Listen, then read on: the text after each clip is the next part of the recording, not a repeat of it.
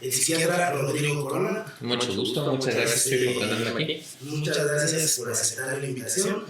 Al contrario, muchas gracias por darme la oportunidad de conocer tu trabajo. Muchas gracias. Como le había comentado, lo sigo. Yo en TikTok. Muchas gracias, estoy muy agradecido con todos ustedes. Desde hace tiempo, el por qué usted y no otras personas que manejan un contenido parecido, en lo personal es porque, usted habla en serio, habla fundamentado, me ha tocado el brazo en vivo y cuando preguntan de medicamento, es como, ok, si te dieron esto, te indicaron que es para esto y esto y esto.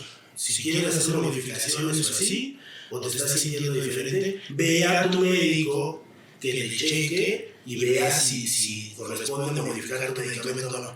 En cambio, hay otros creadores de contenido de temas parecidos que hablan de temas psiquiátricos, se les hace bien fácil soltar bombas así de, sí, tú tómate menos, no, toma un poco más, toma, y yo, no les digas eso. En lo personal tengo un amigo varios que tienen problemas, que han tenido que acudir con un psiquiatra, que toman medicamentos, entonces me ha tocado verlo de cerca, la diferencia cuando tienen que variar medicación, y creo que es increíblemente importante que quien está en redes dando este conocimiento como más a la mano sea responsable con lo que hace, y me gusta mucho que usted lo es, ¿no? ¿Cómo viene este punto donde de pronto dice, ¿sabes qué? Voy a empezar en redes. ¿Cómo sucede? Pues nuevamente te doy las gracias por dejarme compartir con tu audiencia y contestarte a ti cómo ocurrió este disparate, cómo ocurrió esta aventura, porque la realidad es que yo también he estado muy sorprendido de lo que ha venido pasando. Todo empezó como un reto. Verán, yo tengo amigos que se dedican, pues igual que yo, a la consulta en psiquiatría, y entonces me estaban ellos invitando a participar en la creación de lives en vivos para hablar de distintos temas que como que siguen una agenda a lo largo del año de trastornos y problemas de salud mental. Nosotros estamos ante una crisis sin precedentes en asuntos de salud mental, por muchos motivos. Principalmente pues porque nuestro estilo de vida atraviesa una transformación acelerada. Nunca había cambiado tan rápido la historia y nuestros hábitos, y pues simplemente un cerebro que tiene 25,000 años en evolución no puede modificarse en menos de 20, 30 años a esa velocidad. Sí. Hay otras muchas cosas que se argumentan que pueden estar teniendo que ver con esta crisis de salud mental, como la contaminación en todas sus formas, nuestra exposición a nuevas formas de tecnología, y además la poca convocatoria que existe para que las personas se eduquen, los recursos humanos que tenemos disponibles se entrenen para tratar salud mental. Entonces, pues se forma como calendario en el cual en este mes nos dedicamos a dar información sobre depresión, en este mes damos información sobre trastorno bipolar y así, de esta forma, ¿no? Además, pues tenemos todo el asunto de las drogas, ¿no? Del consumo de sustancias. Entonces, pues hay la necesidad de estar creando estos contenidos. A mí me invitan estos amigos, ellos están trabajando con una de estas personas que se dedica a medios, a la publicidad, y entonces enfrentamos un primer reto. Lo voy a decir en broma, estoy hablando en broma. Tenemos todos déficit de atención. Es broma, es una broma. Todos tenemos, pues porque estamos sometidos a una sobreoferta de información, no podemos prestarle atención a todo. Dicen que en una economía post-escasez los dos valores más importantes es la confianza y la atención. Entonces, pues no todos tenemos atención para prestarle atención a todo lo que está disponible en redes. Entonces, en los en vivos pasaba que los primeros minutos como que no jalábamos mucha audiencia, tratábamos de presentar contenido de mucha calidad. Yo trabajaba, si ustedes buscan otras cosas que yo he hecho en YouTube, van a encontrar que yo estoy con un compadre mío, el doctor Juan Enrique Vélez Escalante, que se fue a vivir a Mexicali y sigue haciendo lives con la doctora Adriana Rodríguez. También lo pueden encontrar en redes, él es especialista en sueño y trabaja con trastornos de sueño. Pero nosotros hacíamos en vivos Y nos costaba mucho trabajo jalar audiencia. Entonces el publicista me dijo, bueno, es que lo que ahorita está caliente es TikTok. Pero nadie se atreve a hacer TikToks porque les da miedo. ¿O qué? ¿A ti te da miedo? Y dije, qué. Entonces, a ver, a mí no me da miedo. Y entonces empezamos a hacer los TikToks. ¿No le pasó al acercarse a TikToks? Porque, por ejemplo, a mí, yo en TikTok, lo que comparto, tengo dos canalitos, uno en el que comparto los clips, que son los de aquí del podcast, y otro en el que hago tatuajes y comparto el proceso de los tatuajes. Pero no le pasó cuando fue como primero, que alguien a todos nos dijo, TikTok es ahorita TikTok, acércate a la red. Y lo primero que a mí me vino a la mente fue, yo no quiero bailar. Ah, sí, por supuesto. Yo no quiero bailar. Y scrolleaba como si... Y todos estaban bailando. Y todo era baile. Y decía, no. Después, un sobrino fue el que me dijo, no, tío, es que no solo es baile. Mire, yo sigo a y hacen esto, y platica de lo que hace, y lo muestra en clips. Pues sí, al principio justamente, y ese sigue siendo un poquito el prejuicio, la gente no abre TikTok, la gente de nuestra edad. Sí, somos chavorrucos. Miren, aquí está la gente lo confiesa como si fuera algo culposo el tener TikTok, les da mucha pena, pues porque lo que piensan son muchachas bailando reggaetón. Pero fíjate que cognitivamente esto del video vertical está lamentablemente poco estudiado cuáles son los efectos que tienen sobre la canalización de la atención, pero cuando te ponen video vertical es menos probable que tú desvíes la atención. ¿Será el tema de que, no sé, es totalmente desde mi ignorancia, será el tema de que te cierra el panorámico? Sí, te forza. O sea, lo negro que de los lados te hace forza de los cabezos y te obliga a... Ajá, y por el contrario también tiene un costo. El costo es que también parece ser que por lo preliminar que se ha estudiado tampoco te permite analizar muy bien la información, la absorbes, pero no la criticas. Mientras que el video horizontal, como nos han acostumbrado con el cine, pues es todo un lenguaje cinematográfico que te permite evocar otro tipo de pensamiento. Entonces es interesante. Empezamos a hacer los TikToks como un proyecto psicoeducativo. La psicoeducación es como se le llama la intervención psicoterapéutica, de darle información a la gente sobre cómo funciona su mente y sobre todo cuando está tratando de recuperar la salud, está lidiando con un trastorno.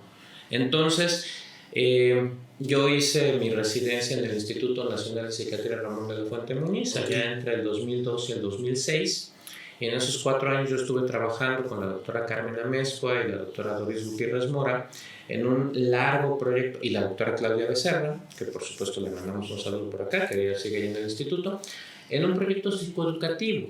Es decir, proporcionar la información a los pacientes con trastorno bipolar, pues de qué se trataba tener trastorno bipolar y cómo evitar que tuvieran nuevos episodios de manía, de depresión, etc. Entonces, pues yo vengo acarreando información de cómo se hace material psicoeducativo. El propósito del TikTok, les soy totalmente honesto a ti, Jesús, y a tu auditorio, pues la verdad es que nunca ha sido promocionarme como consultante. La gente se acerca y me pide, oye, sus datos de consulta, pero la idea siempre fue hacer una educación, hacer un proyecto psicoeducativo. Entonces, yo respeto el trabajo de todos mis colegas. Yo trabajo con gente de todas las ramas, médicos especialistas, médicos generales, psicólogos clínicos, ahora coaches, que la demanda de la pandemia es tremenda, ¿no? Este tema de los coaches es bien difícil. Pero es que la necesidad es muy grande. Entonces todos necesitamos trabajar en equipo. Entonces, si yo me ostento como el que yo soy el que sé, y yo soy el que... Yo domino todo, yo tengo todas las respuestas. Entonces, pues es un acto de narcisismo, ¿no? Es un acto así como... Pero increíblemente, tengo una duda con respecto a este material psicoeducativo. ¿En qué punto se traza una línea de... Porque la realidad es esta. Alguien que no es un especialista, dan información de más, y más hablando en temas médicos, imagino que puede llegar a ser ligeramente contraproducente. Y más que estamos en una época en la que la tendencia al autodiagnóstico es ridículamente grande. O sea, yo recuerdo cuando empecé a usar redes sociales hace unos años, era muy chistoso porque el tema que había en ese entonces, no sé si se lo recuerda, ay no, es que yo así soy bipolar. Y entonces ya me había tocado a mí convivir con personas que habían tenido algún trastorno, me había tocado leer un poco por curiosidad al respecto, pero cuando me decían eso, decía yo, no tienes idea.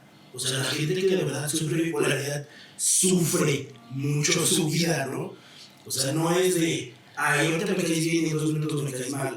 No tiene nada que ver con eso. Esa es otra cosa. Ajá, sí, pero esa gente me ve como soy bipolar. Y yo decía, no, o sea, no eres bipolar, ¿no? O sea, esa gente pasa por unos picos emocionales y unos valles emocionales horribles y, o sea, y es una locura y decía yo, no. Pero en ese entonces solo era eso. Como que era lo que más ruido hacía con respecto a redes de, ay, soy una bipolar, no sé qué, y se leían memes y cosas así, ¿no? Ahora, con más información, la gente tiene acceso a más trastornos sobre los que autosugestionarse.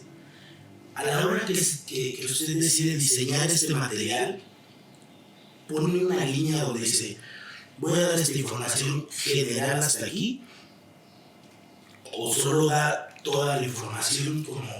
No, tenemos que elegir qué poner, porque el mayor obstáculo que tenemos es el conocimiento previo. Okay. Porque cuando uno sube este material, uno tiene que imaginarse, y con riesgo de equivocarse, ¿quién va a escuchar la información? ¿Quién es el escucha? Yo afortunadamente tuve la pronta y precoz experiencia de conocer a mis fans. Okay. Entonces, digo, fue asombroso, fue una de estas cosas muy sorpresivas, que a mí me preguntaban en la calle, oye, ¿eres tú el de los TikToks? Y yo, pues, supongo que sí. Sí, mira, eres el de este video. Y yo me veía en el celular de la gente, ¿no? Y pues yo me daba cuenta que las personas que me estaban escuchando eran las personas que estaban trabajando en los tacos, en las pensiones, en el camión de la basura, sí, en el cine, adolescentes. Y entonces, pues no le estoy hablando a mis colegas. No le estoy hablando, digo, después resulta que en el following, que en los seguidores, pues me encuentro que hay muchas personas que sí se dedican a vivir de la salud mental, que hay psicólogos clínicos, que hay colegas psiquiatras, y bueno, pues al principio, pues yo veía a otros psiquiatras que pudieran estar en TikTok, y por supuesto les mando aquí un saludo a distintas personas que me he sentido muy afortunado en conocer a través de TikTok, que son colegas psiquiatras y que suben contenido, pero... con esto en mente de yo imaginar quién es el que está escuchando, pues para mí lo primero era definir palabras, hablar en un mismo glosario, antes de entrar en el debate de qué es, qué no es. Me preguntan muchísimo del autodiagnóstico y cómo puedo saberlo yo. Y les digo, pues es que no lo vas a saber tú, porque a veces ni siquiera en 3, 4 sesiones con un especialista uno lo sabe. Necesitas un protocolo de estudio para descartar otras cosas, y hay temas muy polémicos como el trastorno del espectro autista, donde de pronto pues ahora sí que nadie sabe, nadie supo, que necesitamos mucha evaluación e ir interviniendo con tratamientos para ver si sí es, si no es. Entonces pues es muy difícil aspirar a estas herramientas de autodiagnóstico a través de videos cortos de TikTok. Me parece que es una aspiración irreal. Entonces yo parto primero de compartir términos, de tratar de hablar en el lenguaje más sencillo posible, pero me parece que lo decía Carl Sagan, que pues, ha sido una gran inspiración para la divulgación de la ciencia toda mi vida, que las cosas se tienen que compartir de manera simple, pero no más simple. O sea, tratar de comunicar la complejidad que es describir cómo funciona la mente y cómo se trastorna. Ya con eso es un reto para llegar a boca. Está complicadísimo. Sí. Y luego, lo pienso porque este tema del autodiagnóstico sucede no solo con la psiquiatría, sucede absolutamente con todo. Con todo, y yo creo que en algún momento todos llegamos a vernos permeados de algún modo o tentados hacer un autodiagnóstico. Por ejemplo, en algún momento hicimos estudios porque tenía gastritis en ese momento no sabía que tenía gastritis, pero me mandan los estudios y yo llegué a Google. O sea, si alguien tenía visita y me iban a realizar los estudios, o sea, el seguimiento médico normal iba a pasar, pero de todos modos abrí Google y empecé a ver qué significaba cada. Ese tipo de cosas, creo que con todas las enfermedades y todo lo que nos pudiera pasar al cuerpo, el que se me hace más riesgoso es el de usted, el psiquiátrico. ¿Por qué? Porque tu percepción de la realidad ya está alterada. O sea, ya estás percibiendo la realidad de un modo diferente por un desbalance hormonal, por alguna afectación psicológica, por estrés, etc. Pero tú ya no estás percibiendo como debieras lo que debes, ni reaccionando como debieras. Entonces, si ya estando, digamos, en tus 5 sentidos, es complicado y está muy mal hacer un autodiagnóstico, cuando ya es tu mente la que ya no está jugando contigo, está de enemigo, es aún más difícil o más riesgoso que tú te empieces a hacer ese tipo de cosas, ¿no? Pues mira, yo pensaría que esto nos pone en la frontera, más allá de hablar de medicina, pues es hablar de filosofía, ¿no? Porque ¿qué es real? Como para que uno pueda decir cómo estamos percibiendo la realidad. Yo creo que la pulsión que uno tiene por dar una explicación propia al sufrimiento, pues es inevitable, es parte de la condición humana el tratar de explicarse por qué sufro, por qué me duele, por qué vivo estas cosas, cuál es el sentido de mi vida, por qué estoy aquí. Sin embargo, una de las características, uno de los gajes de mi oficio, es que uno aprende a escuchar tan solo por rebosamiento, por repetición, uno aprende a escuchar los mismos sufrimientos en la gente. O sea, me explico. Suponte que escuchas que tienes 10 conocidos, 25 conocidos, la gente que invitarías, digamos, a la fiesta de tu hijo, ¿no? Sí. Entonces, pues invitarías a 25 personas que fueran tus amigos, más unos, entonces una fiesta de 50 personas, y ya dirías, oye, es un chorro de gente, ¿no? Ok, entonces puedes decir, bueno, es que a este siempre le pasan estas cosas, a este siempre le pasan aquellas cosas, a estas personas le pasan esto. Ok, de 50 personas habrá uno que tiene particularmente un problema, otro que tiene particularmente otro problema. Te quedarás con 3, 4 que son particularmente raros en la forma en la que sufren. Ok, la última vez que yo trabajé en una institución, mi jefe en algún momento me pidió que trabajara menos porque en su Excel salía que yo ya había visto 5,000 casos de algo en el último trabajo institucional en el que estuve.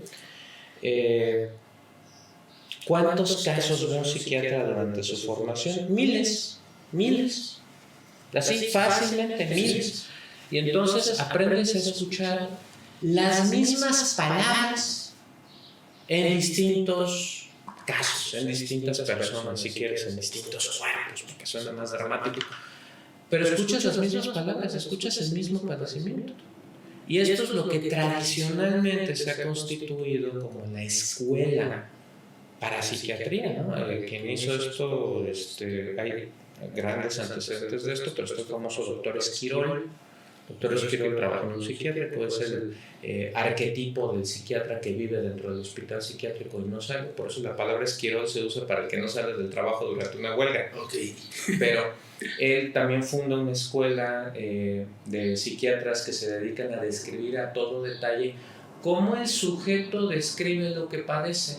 Entonces está Kurt Schneider, está que es el de los criterios de Schneider, etcétera, distintos psiquiatras que han venido describiendo desde hace décadas, porque la psiquiatría es una especialidad muy joven relativamente hablando, es mucho más grande, por ejemplo, la cirugía tiene mucha mayor historia, pero es el ir describiendo desde las palabras del sujeto que lo padece y darse cuenta cómo distintas personas utilizan la misma descripción para decir lo que les pasa e ir haciendo estas conexiones y estas descripciones, lo que nos permite hacer diagnóstico.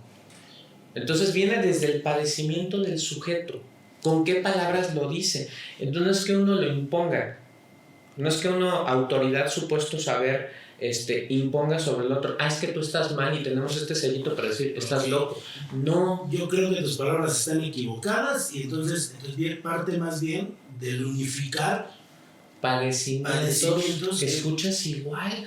Oye, es que yo veo con envidia a las personas que beben, se divierten y se van a su casa y no producen ningún problema. Yo empiezo a beber y no puedo parar y no me puedo detener y sigo hasta que choco el coche, hasta que estoy desmayado, hasta que le hago daño a las personas que yo quiero. Yo ya quiero dejar de beber, he intentado varias veces dejar de beber y no lo logro. Ya fui a jurar, pero no soporto los padecimientos que me dan cuando dejo de beber. Ok, escuchas esto una y otra y otra y otra vez en las mismas palabras, le das otro giro tú porque lo traduces a qué le está pasando a esta persona con los conocimientos que tú derivas de la medicina y de las ciencias básicas, y así es como vas construyendo este lenguaje médico, científico, diagnóstico, que es mutable. Muchas veces hablan del DSM, la clasificación diagnóstica estadística, como la Biblia de la psiquiatría. No es una Biblia cuando la estás cambiando a cada rato. El DSM va en su 5ª edición porque justamente estas cosas se van modificando dependiendo de lo que nos dicen los pacientes, lo que ahora nos dicen los grupos de activistas a los que se escucha bastante para decir, a lo mejor entonces lo podríamos decir de otra manera para que te facilite la vida el diagnóstico, no para que te la complique. Y es lo que pasa, por ejemplo, entre el DSM-4, que todavía existía el diagnóstico de autismo y de síndrome de Asperger, y en el DSM-5, que son los trastornos del espectro autista, ¿no? O sea, se modifica, se muta, porque lo que hacemos es escuchar las palabras de nuestros pacientes, condensarlas, describirlo y tratar de entender qué es lo que está pasando. Es que, en general la medicina es una locura la cantidad de actualización que todos ustedes tienen que llevar. Una locura. Pero yo creo que el tema de psicología y psiquiatría debe de estar todavía muy por encima porque platicaba hace rato, el cerebro no evoluciona en 30 años, ¿no? Pero todas las condiciones sociales cambian y generan nuevos trastornos. Así es. Entonces, es muy raro porque afortunadamente esta idea de voy con el psiquiatra, estás loquito, creo que actualmente sí está un poquito superada para lo que yo vi a lo mejor a los 18 años, ¿no? Hace 2 o 3 años. Al menos en centros urbanos, sí. Y en algunas regiones, en regiones rurales, sí se va modificando. Sí va cambiando. Digo, afortunadamente, el cambio imagino que es mucho más lento en secciones rurales, pero también la forma en la que cambia su entorno social también lleva menos prisa. Pero aquí en la ciudad, o sea, en centros urbanos, sí, Dios santo, o sea, ya estás estresado por cosas que no existían hace 15 años. Te generan una cantidad de alteraciones, de cambios en tu ritmo de vida, que en un día pasas entre lento, rápido, triste, contento, enojado, 7, 10, 12 veces. Porque es que como tenemos el aparatito del celular, tenemos acceso a demasiadas personas con las que interactuamos. Y creo que al final, por más poca que sea la interacción que usted y yo tengamos, nos tocamos de algún modo, ¿sí me explico? O sea, de algún modo algo se me queda de lo que dijo, algo se queda de lo que dije, y si sumamos eso leo 500 posts en el día, o sea, hago otras 20 publicaciones, contesto otros 150 mensajes. O sea, es un ritmo que, a diferencia de todas las demás ramas médicas, de que voy, el cuerpo sigue siendo el cuerpo.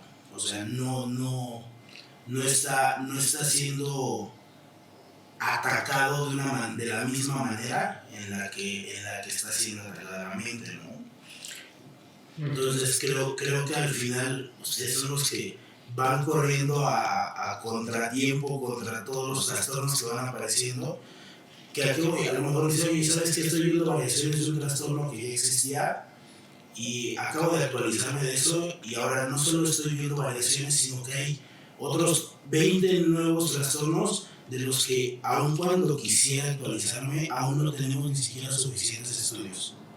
Entonces es complicado esa parte.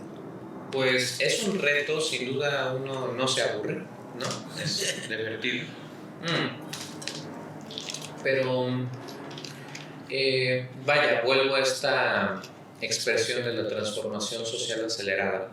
Hay un autor que yo sigo desde hace varios años, recomendación de una supervisora y analista que yo tuve, que es Maru Melgoza. Ella me presentó a este autor que se llama Alessandro Barico. Alessandro Barico también lo encuentran acá en YouTube, es un periodista italiano y futurólogo, se denomina así porque él viene trabajando justo con la transformación social y cómo va a ser los años venideros y sobre todo en la pandemia. Él escribió un librito chiquitito que se llamaba El libro que nos hacía falta o algo que nos faltaba, algo así, por así se llama. Pero antes de eso tiene otros varios textos, ¿no? Donde habla justo de cómo, nos transmite la idea de que nosotros creamos las herramientas, pero las herramientas crean a la mente después. Sí. Entonces, ¿de qué manera bidireccionalmente la tecnología a la que estamos expuestos moldea la forma en la que funciona nuestra mente? Yo no sé ensillar un caballo. ¿Tú sabes ensillar un caballo? Esta vez sí. Ok, tú sí sabes. Ok, perfecto. Me tocó vivir en un rancho unos años. Yo no sé ensillar un caballo. Sí. Yo no sé si mis nietos sepan manejar un auto estándar. Exacto. ¿No? Sí.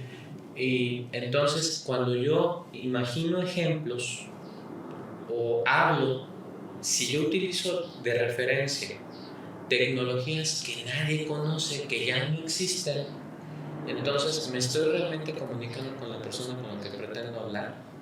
Ok. ¿No? Estoy imaginando los conceptos.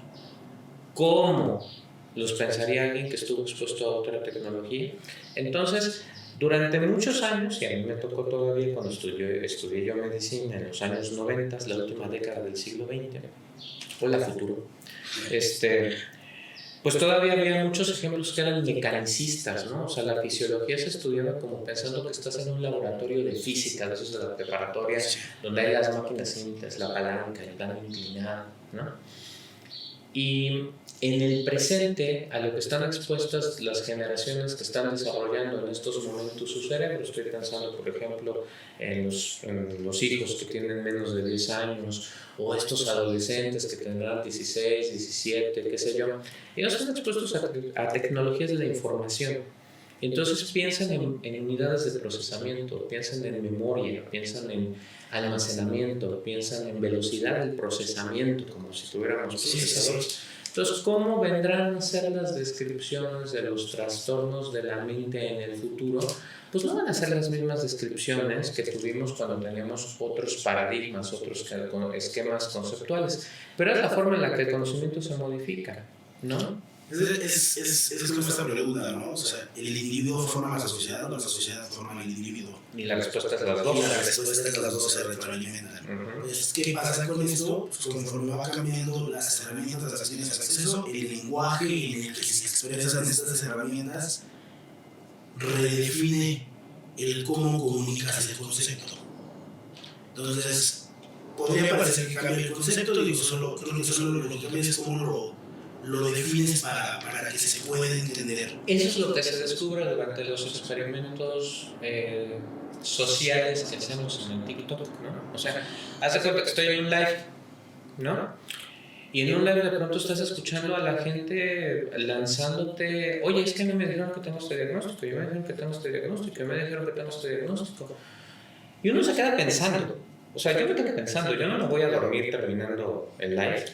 Termina el live y yo me quedo meditando, bueno, ¿qué le estará pasando realmente a esta persona que le dijeron todas estas cosas, ¿no?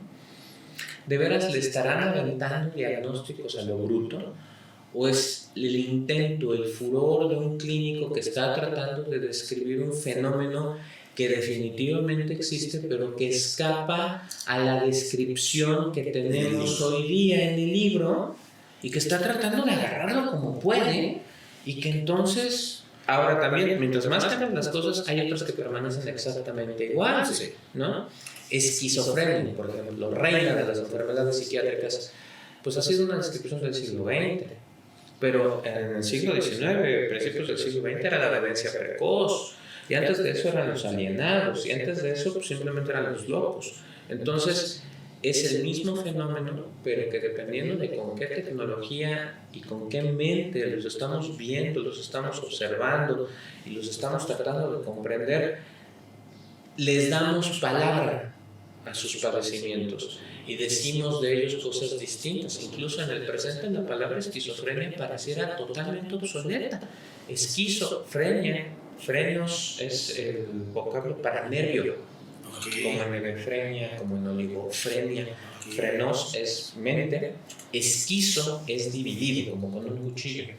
Entonces, a lo que se refiere el concepto es que de alguna manera la mente está rebanada. Y a lo que estás haciendo referencia es como esa mente no está conectada en el proceso de pensamiento. Muchos podemos pensar que lo que define la esquizofrenia son las ideas delirantes o las alucinaciones, y no es así, porque en muchos episodios psicóticos puede haber alucinaciones y puede haber ideas delirantes y no son esquizofrénicas. Sí. Se refiere al proceso del pensamiento. Eso es lo que describe la esquizofrenia, es que a lo largo de la vida de estas personas su proceso de pensamiento queda dividido y entonces perciben cachos de su mente que hablan como si fueran otras personas, o que su atención o que su capacidad de pensamiento no les resulta accesible, como si mi mano no estuviera conectada a mi brazo. Esa es la esquizofrenia, y eso pasa a lo largo de la vida. Y en el presente, con la información a la que nosotros tenemos acceso, hablaremos de una forma distinta de neurodesarrollo que partió desde cómo se creó ese cerebro en su origen desde el vientre, y cómo en un momento crítico del desarrollo tuvo un desarrollo más o menos ahí precario, normal, con dificultades, pero ahí se iba desarrollando, a diferencia del espectro autista, aunque haya comorbilidades. Y a partir de cierto momento en que hubo cierta exposición a la vida adulta, a aspectos hormonales, a aspectos ambientales que no han terminado de ser definidos, hubo un estallido, un primer episodio psicótico, y a partir de entonces empieza la fragmentación. Así es, pero una fragmentación a nivel anatómico, fisiológico, visible. Les llaman ahora, y estas son propuestas, no les estoy diciendo que así se vaya a describir o que se vaya a diagnosticar, estoy justamente tratando de cómo esto se hace el movimiento. Hablamos de las columnopatías, fíjate. ¿Qué es lo que está enfermo? Las columnas de neuronas en la corteza cerebral ya no están bien conectadas con otras columnas. Como físicamente eso se ve. Físicamente, digo, no en ti, no en mí. No, pero, por ejemplo, en post-mortem puedes estudiar el cerebro y verlo, o puedes hacer modelos animales y ver esto y decir, oye, o ahora se sacan neuronas de las muelas, sacas células madres y ves cómo crecen, pues porque aquí hay tejido nervioso. Y ahora si hacen eso y la tienen que crecer, o sea, al crecer vuelve a desarrollarse con esa aparición. Sí. Por eso son estas propuestas, con otras tecnologías que tenemos para estudiar a la mente, al cerebro. Tendremos otras palabras para describir el sufrimiento de las personas que se ven afectadas por estos trastornos. La respuesta parece un tal vez, un quizás, y que entonces estas palabras que usamos el día de hoy se quedan en la historia, como en algún momento al trastorno bipolar se le llamaba la folie circular, la locura circular, ¿no? O sea, eso ya no lo usamos. Es una cosa histórica. No se vuelve, no sé, es una duda así. Claro. No se vuelve complicado, porque entiendo que realmente la mejor forma de definir un trastorno es escuchar cómo lo describe quien lo padece.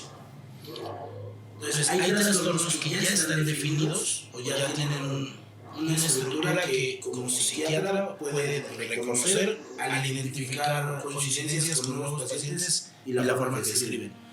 Al cambiar estas herramientas de lenguaje en la que yo escribo diferente, no se corre el riesgo de que, y enlazándolo con lo que decía de esas personas que a mí me ha tocado ver los flashes, hay gente que de pronto describe 2 o 3 trastornos dictaminados a la misma persona y yo digo, Dios santo, ¿qué está pasando? Y como conversación me da mucha risa porque Entre esos comentarios siempre sale un doctor, qué bonitos ojos tiene.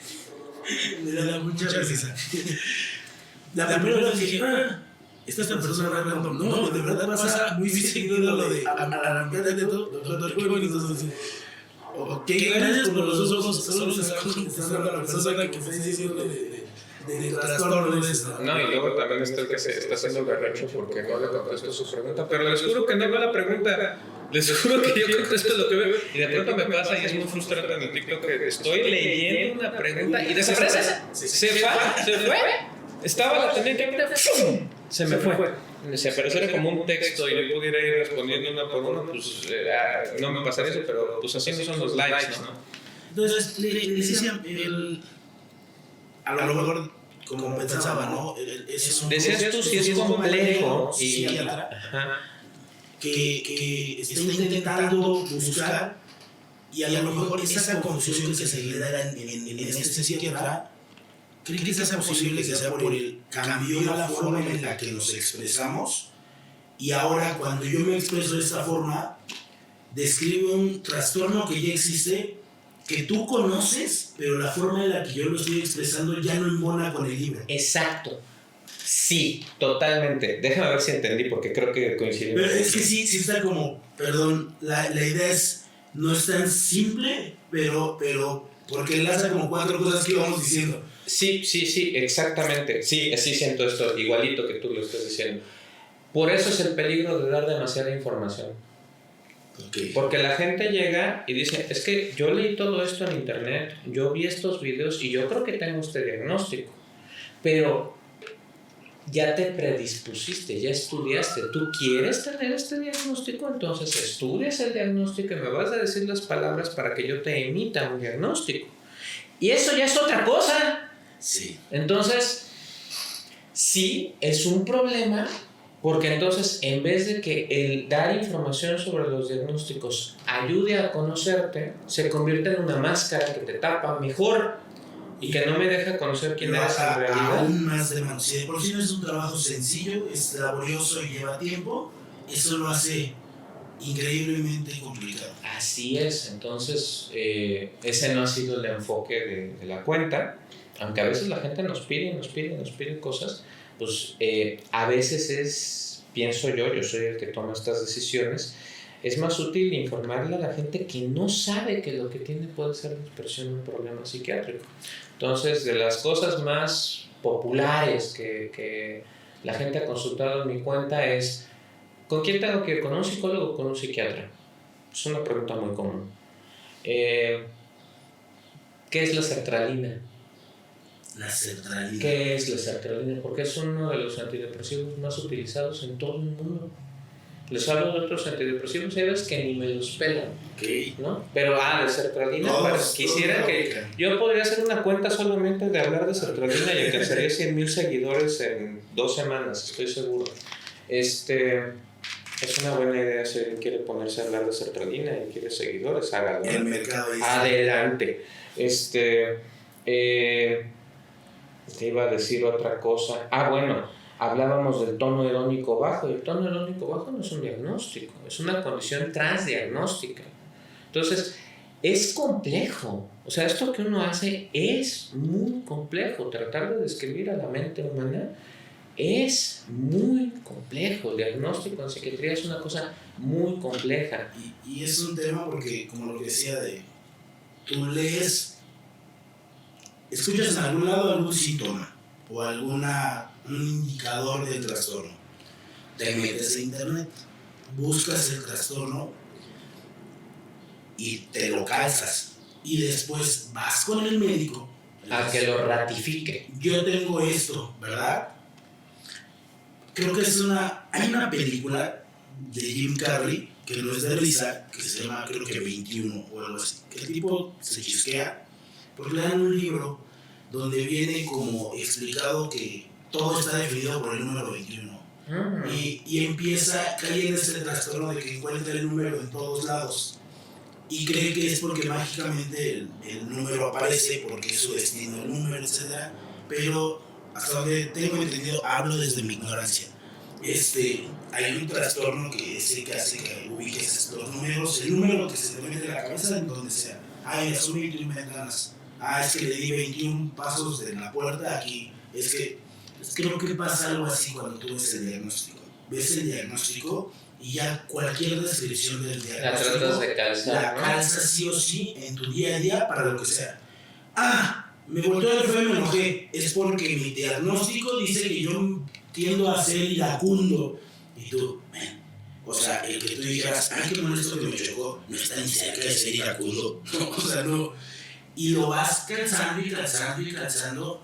Y ahora, eso no significa que no tengas un trastorno o que no haya algo que tanto el psicólogo como el psiquiatra pueden hacer por ti para que tu vida esté más cool. Lo que significa es que tú ya te autodiagnosticaste, tú ya entorpeciste el trabajo del psiquiatra. Es como el rescatista que le dice al que está rescatando calma y el que está siendo rescatado del agua ahoga al rescatista y no le dice, ¿cómo te ayudo? ¿No? Yo pensaría en una palabra poco popular. Yo pensaría en la responsabilidad personal que uno tiene, ¿no? Okay. ¿Para qué quieres el diagnóstico?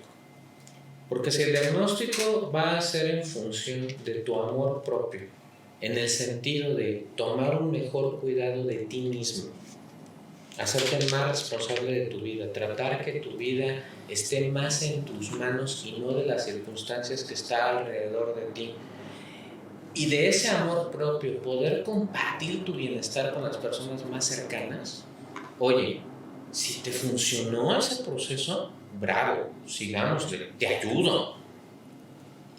Okay. Lamentablemente, hay una, hay un impulso hacia la satisfacción inmediata en nuestra vida actual, ¿no? ¿Cuántas personas de nuestra audiencia, de nuestro auditorio, estoy seguro que va a haber varios casos, han escuchado completa la novena sinfonía de Beethoven? Completa. Los 40. ¿Sabes cuánto dura la novena sinfonía? He escuchado pedazos y pedazos separados. Y me elimino la alegría, lo escuchamos todos. Es el final, porque es la recompensa que nos regaló Beethoven como premio por haber escuchado toda la sinfonía. Al final nos regala el himno de la alegría, como recompensa, porque es una mentalidad romántica. Se sufre y hay una recompensa. Ese era Beethoven. Sí. La novena sinfonía tiene la duración de un CD. Okay. Son 45 minutos. Pensar en 45 minutos de escuchar música clásica se nos hace un chorro de tiempo. Sí. Ajá. O sea, pero eso no siempre fue así. Hay gente que puede ver películas de James Cameron y sentarse 3 horas, ¿no? Pero este es el punto al que yo voy, es que hay un impulso en nuestra vida actual hacia la satisfacción inmediata y hay quien busca un diagnóstico como parte de estas satisfacciones inmediatas. Como yo tengo un diagnóstico, entonces el diagnóstico también vino de afuera de mí. Yo no soy culpable, yo no soy responsable de tener este trastorno mental. Ok. Pero entonces todo el mundo tiene que adaptarse y tiene que bajar su nivel de dificultad para hacerme mi vida más sencilla. Ok, en algunos casos eso es totalmente cierto, porque hay discapacidades donde sí la ayuda tiene que ver con que seamos más compasivos, más comprensivos y hagamos más accesible el mundo para todos. Sí. Pero hay personas que quieren esa facilidad de bajarle la dificultad a su vida. Y ok, de acuerdo, es que también eso se vale. ¿Será posible bajarle la dificultad a tu vida? Sí, eso también hacemos los doctores. Ok, podemos intentar eso. Pero de ahí partir a que yo ya no quiero ser responsable de mis actos, de mi conducta, de mis pensamientos, de mis emociones. O sea, tú puedes tener un trastorno, pero eso no te exime de la responsabilidad de tener mala conducta. Entonces yo tengo un diagnóstico y además no me quiero tomar la medicina. Tengo un trastorno de ansiedad y mi ansiedad me hace tener miedo a todo y entonces le tengo miedo a tomarme la medicina que es para mi trastorno de ansiedad y además no quiero salir de mi casa y además no quiero tomar psicoterapia y además quiero que todo el mundo se adapte a que yo soy el que tiene pánico. Y entonces quiero saber dónde estás a las 10 de la noche, quiero que me compartas tu ubicación, porque yo soy el que tiene trastorno de ansiedad. Ok, espera un segundo, eso ya no me está sonando como que tú quieres el diagnóstico. Tú no quieres el diagnóstico para saber cómo mejorar. Ajá, o para hacerte responsable de lo que tienes. No sé, por favor, si a alguien le molesta, no me odien, hablo desde la ignorancia, es una opinión. ¿No le parece que se puso de moda tener un trastorno? ¿A qué voy? Ahorita, si me das el favor, me gustaría que me diera una explicación lo más, si quiere, general con respecto al espectro autista.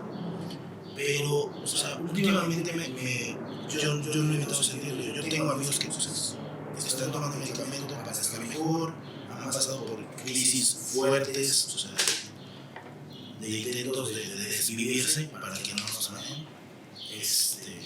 ¿Qué problema es ese, verdad?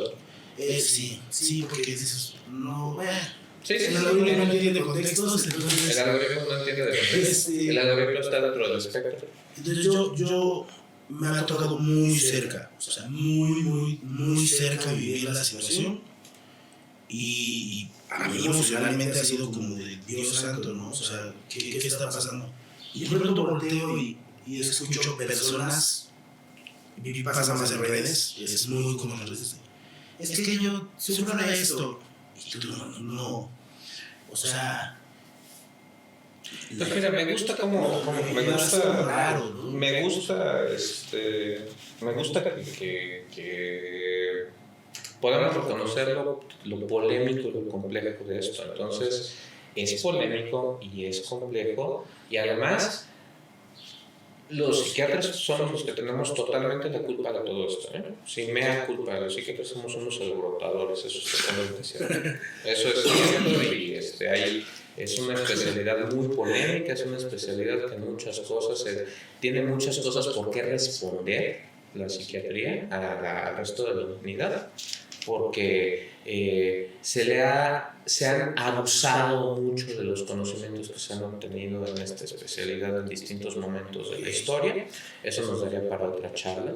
Y yo creo que en este momento pues es algo que también podría estar ocurriendo. O sea, no es que se puso de moda, es que lo pusimos de moda. La Organización Mundial de la Salud, ya en los años 90, veía venir esta ola de discapacidad mundial relacionada con los trastornos mentales.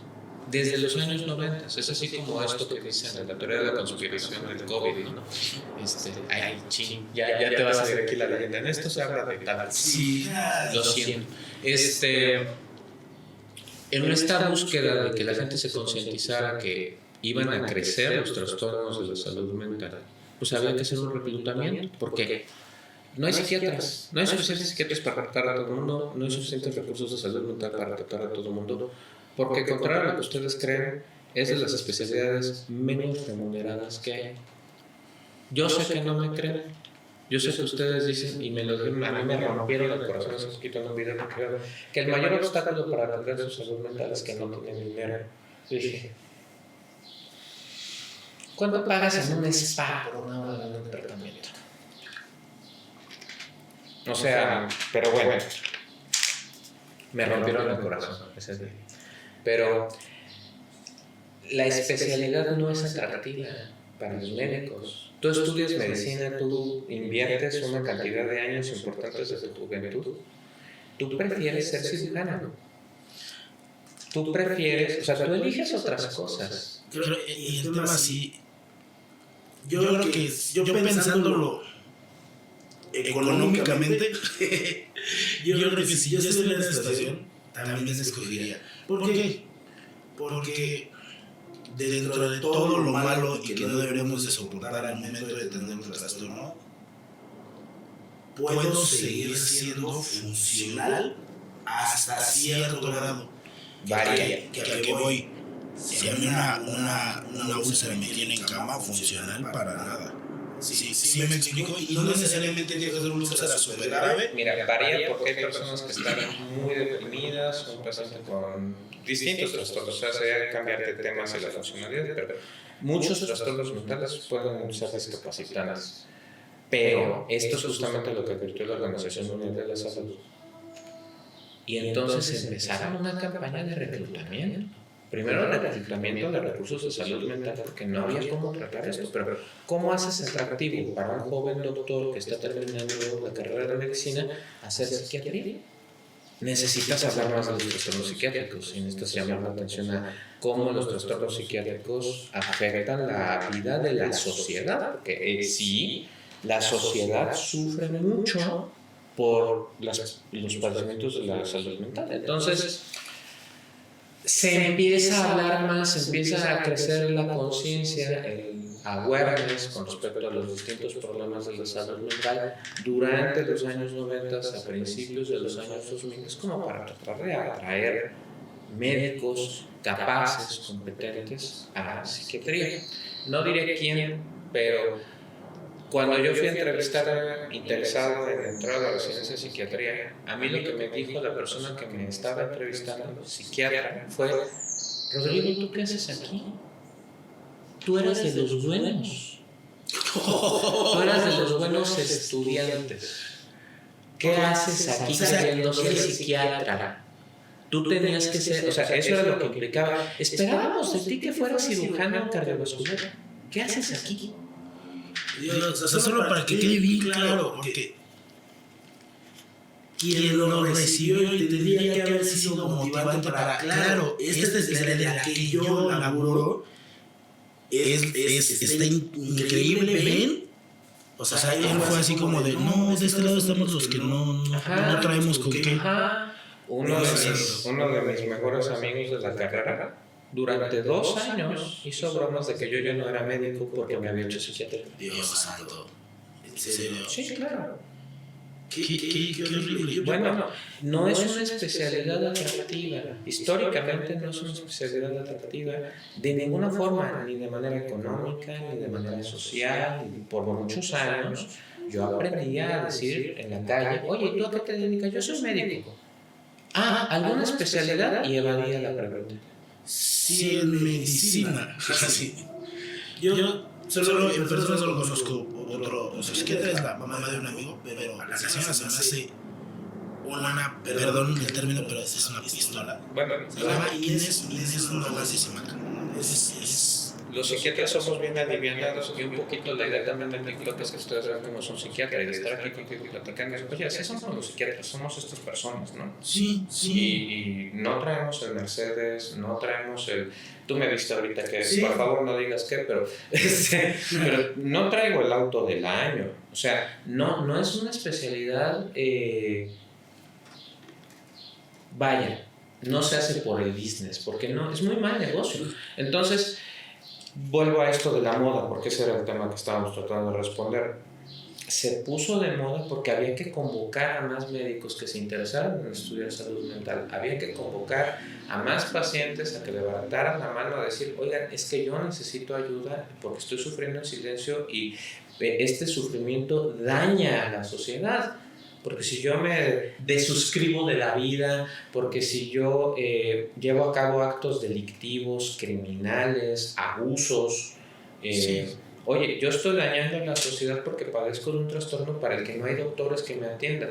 Entonces, este es un movimiento social que viene desde nuestras más altas autoridades en salud a nivel mundial. Entonces, no es que la sociedad lo hizo, no está, más bien yo reconozco el trabajo, lo aplaudo, de los padres de niños que tienen espectro autista, que han sido muy activos y que enfrentan esta lucha constante por tratar de hacer más adaptable la vida real a sus hijos. Yo tengo un sobrino dentro del espectro autista y tuvimos todas las dificultades en la familia pues, para aceptar el diagnóstico y para ayudarle a que tenga una vida con aspiraciones de felicidad, ¿no? Y yo admiro mucho el trabajo que han hecho mis familiares para hacer eso. El relajo se incrementa porque justo estos grupos de activistas, en la búsqueda de acceso igualitario a oportunidades para sus hijos, necesitaban vencer el obstáculo de recibir el diagnóstico. Porque sin el diagnóstico, ¿cómo obligas al seguro a que pague? Ok. Necesita, esa es la historia, o sea, no es así un disparate, no es un capricho, es que esta es la historia. Estos grupos de padres activos que son heroicos y que están defendiendo a sus hijos, necesitan ayuda para ratificar un diagnóstico que les permita a sus hijos acceder a salud. Entonces, estas clasificaciones previas, que eran más rigurosas para fines de investigación, dejaban excluidos muchos trastornos del espectro autista, decimos ahora, pero pues porque caían en otros cajones desastre. Un cajón desastre, pues has visto un cajón desastre, es un relajo.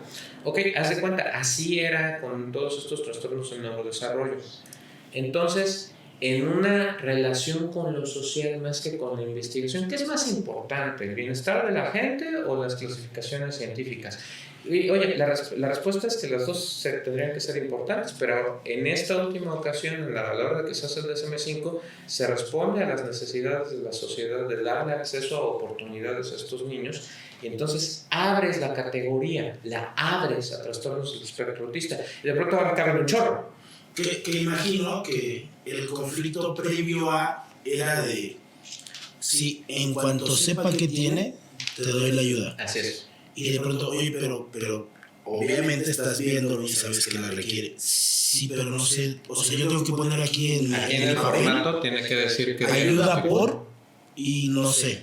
Entonces, deja que avancemos y veamos, o a lo mejor muchísimas veces, porque esta amplitud del espectro es que de pronto hay, es una categoría muy amplia. Entonces tú puedes tener al niño que a los 3, 4 años está perdiendo las capacidades que había adquirido para sostener su cuchara, para atenderse a sí mismo, para hablar, pierde el lenguaje, no adquiere más lenguaje, tiene estos movimientos estereotipados y repetitivos, no te mira cuando estás señalando objetos, está más interesado en objetos y en detalles de juguetes que en las personas, que en otros niños, y convulsiona y tiene comorbilidades neurológicas, y resulta que está en el mismo cajón que alguien que solamente está interesado en un específico juego de mesa y que le cuesta mucho trabajo entender las interacciones sociales, que nunca ha logrado tener una relación significativa con alguien porque no entiende esos códigos, pero que uno lo vería en una tienda de hobbies, de pasatiempos, sería, pues es un muy buen cliente, muy tranquilo. Normal. Ajá. ¿Y están en el mismo cajón estas dos personas? Entonces, ¿cómo? Cuando viene el espectro autista, genera cajones para todas las personas que están ahí. Y es que, además de la amplitud, tiene una profundidad. O sea, la amplitud del libro y la profundidad, dentro de esa amplitud, hay una profundidad. Todavía, o sea, es de, a ver, vamos a hacer, son 4,000 cajones, pero para que todo lo de cajón A quepa, que ya sabemos que sí es cajón A, déjale, hacemos. ¿Por qué? Porque a pesar de que embonan en el mismo diagnóstico de espectro autista, en este es mucho más marcado por esto, y en este no, y en este. O sea, todavía en el gradual de intensidad, intenté y abandoné. Entender con honestidad, intenté y abandoné. Porque hay partes donde veía yo que viene esta situación de, o sea, desde nacimiento. O sea, desde, digamos, día cero en el que ya tendría que el niño dar ciertas señales de una interacción considerada normal, empiezan a no estar. Se considera que uno tendría que hacer el tamizaje a partir de los 2 años, y entonces todos los que tenemos hijos tendríamos que estar siguiendo el desarrollo, la adquisición de habilidades de nuestros hijos desde que nacen, pero haciendo cortes en el tiempo. Cada mes de desarrollo del niño sano, hasta los 2-3 años tú te darías cuenta si se está adquiriendo lenguaje y si está teniendo los hitos del desarrollo. Okay. Aprovecho justo porque aquí estamos en México, en la Ciudad de México. En la Ciudad de México, quienes hacen este trabajo y con muy poquitos recursos y hacen esfuerzos heroicos por atender a la población, es la gente que está en el Hospital Psiquiátrico Juan de Navarro, donde está la doctora Albores, donde está la doctora Patricia Zabaleta, a las que les mando un saludo y reconozco mucho su labor. ellas y un gran equipo que lleva décadas trabajando en esto, pues hacen investigación, hacen escalas para tratar de ayudar a que más personas adquieran más pronto la ayuda. Pero porque mientras más pronto reciban estas personas una intervención de rehabilitación, menos profundo va a ser la afectación. Todo un punto que me da mucha curiosidad. Sí. Perdón que lo interrumpa. Hay algo, o sea, hay una rehabilitación. Puede, a ver, no hay cura, no pero hay rehabilitación. Entonces, no es lo mismo estar muy discapacitado y necesitar ayuda para todas las cosas a que necesites menos ayuda. Que me imagino, digo, por favor, si mis ejemplos cruzan una línea, no me solo conmigo. No es personal. No, juro que no. Pero visualizo, hago estas preguntas porque soy una persona obsesiva con comprender. Necesito comprender para asimilar. Entonces, por eso trato de hacer símiles. Si yo tengo un muñón porque perdí la mano, yo no voy a recuperar la mano, pero voy a aprender a vivir y a hacer cosas que sí puedo hacer con este muñón. Sí. Imagino que con las personas que están dentro del espectro autista, yo no tengo estas herramientas para interactuar o para hacer ciertas cosas, pero hay cosas que sí hago. ¿A qué voy? Por ejemplo, una persona que dentro de su espectro, él se concentra mucho en un juego. Entonces, ¿cómo a través de esta concentración yo puedo suplir o llevar a cabo y seguir manteniendo un nivel de vida digno con las herramientas que sí tengo? Porque no van a regresar a las otras. No, o sea, digo, siguiendo tu metáfora, a lo mejor yo perdí la mano, ¿no? Okay. Tengo un muñón. Pero ¿cuánto muñón me queda? ¿Me queda suficiente muñón para que un día me pongan una prótesis? Ok. ¿Me queda suficiente muñón para que me pongan algo parecido a una prótesis? ¿O de plano perdí todo el antebrazo y no tengo nada de brazo? Ok. Siguiendo tu metáfora. Entonces, puede que si yo nunca hago nada, siempre vaya a necesitar a alguien que sea mi mano derecha. Siempre alguien que sea que me dé de comer, que haga la función que sea mi mano. Pero, ¿qué tal que sí me quedé con mano izquierda, pero no la sé usar? O si nada más me faltan unos dedos de la mano, pues a lo mejor no es tanto problema. Si me falta una mano, a lo mejor me puedo poner una prótesis. Y ahí es donde debería la profundidad Así de es. cada segmento del Así espectro. es. Y mientras más pronto venga la rehabilitación, más mano conservo. Ok. Entonces puede ser la diferencia entre que un día pueda tener la mano de Luke Skywalker o que vaya a necesitar que alguien me ayude de vez en cuando a ponerme la camisa. Sí. Puede ser la diferencia. Ok. Entonces, por eso hay que buscar el diagnóstico oportuno dirigido al autocuidado, dirigido al amor propio, porque de eso depende. De eso depende que tú puedas mantener una autonomía, que puedas practicar tu amor propio. El amor propio tiene que ver con el cuidado, no con la vanidad, no con el egoísmo, sino con el autocuidado. Y cuando una persona practica el amor propio, el amor crece orgánicamente, como todo ser vivo. Cuando tú practicas el amor propio de manera genuina, te sobra para compartirlo.